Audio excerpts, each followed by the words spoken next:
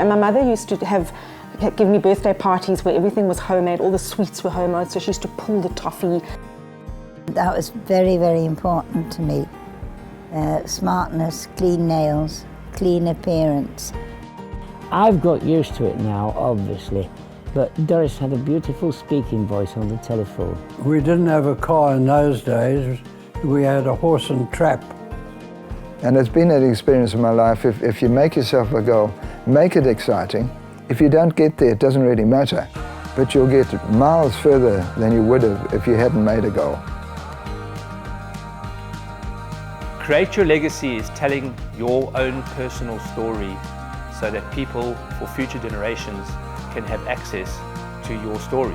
It's simply an opportunity to say in a structured way whatever you want to say about your life. It does not have to be when you're getting to the end of your life. It can be in the middle of your life. It can be at any stage of your life. I'm Doris Lavinia Folks. I'm Adolf Folks. I'm just gone 8 years old. And we're sitting on the huge terrace in Zuriach. I remember it very well. It was back in 2008 and we were on a family holiday with my folks who are living in France, and I had my camera with me, and I just decided one morning just to set up the camera on the balcony and ask my mum and dad questions about their life. I remember vividly that the sun, it was open air, and the sun was moving as the interview was going on. I had to keep moving my dad because the sun was like shining off the top of his head. It's a memory, and it's a memory that I've got. Both my folks have since passed away, and it's something that my children have got, and hopefully one day their kids will be able to see it as well. And it's very important. We've been pushing Dad for years. He writes books, he wrote books on shares and share trading and all the rest of it. And Dad, we kept on pushing, write your memoirs. We want to know your history. So when this video was done, many years before he died, it was when he was lucid, he could remember everything, and it was absolutely fantastic to go back and relive this one. It's there. It's a memory. There's social media and there's photographs, but there's nothing like hearing someone talk about the small stories of their lives. When my mom developed Alzheimer's, we had 5 years of her where it was a very difficult time, and when she was lucid, she would tell us stuff, but when she was not lucid, we lost a large part of her memories around how she had grown up, what she had done. We lost time and had forgotten to ask her some of the kinds of questions you're asking me now. People sometimes want to go deep. They want to reflect on some of the stuff that's affected their lives so that people know about it. And they often don't talk to their families directly about that stuff, but they'll talk to me as the interviewer because they've had stuff that they've wanted to share.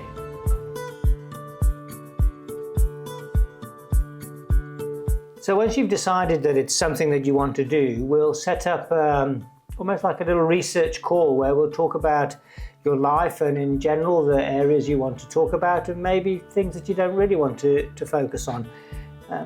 Once we know a basic plan, then we'll set up the cameras, we'll come round and we'll do the interview. It's more of a conversation rather than an interview. It could be nice and low-key, it could be at your house, wherever you stay. It could be more elaborate, it could be on a farm, up a mountain. The choice is yours, it's your life. The nice thing is that also, as well as the interview footage, we can add in images, photos, wedding videos, some old cine footage, whatever you've got that is valuable to you as far as telling your story. We can add that in the edit as well. When you do it, say in your mid-50s or at any stage of your life that's a bit younger, think of that as chapter 1, and you can come back and do chapter 2, chapter 3. Or if you're at the age where you just feel like you need to tell your full story, we can do that.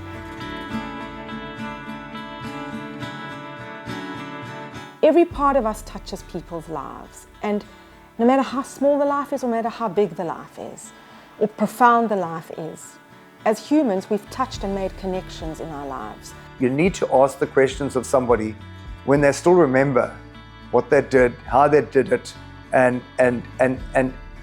not repeat themselves too much. So you need to do it early.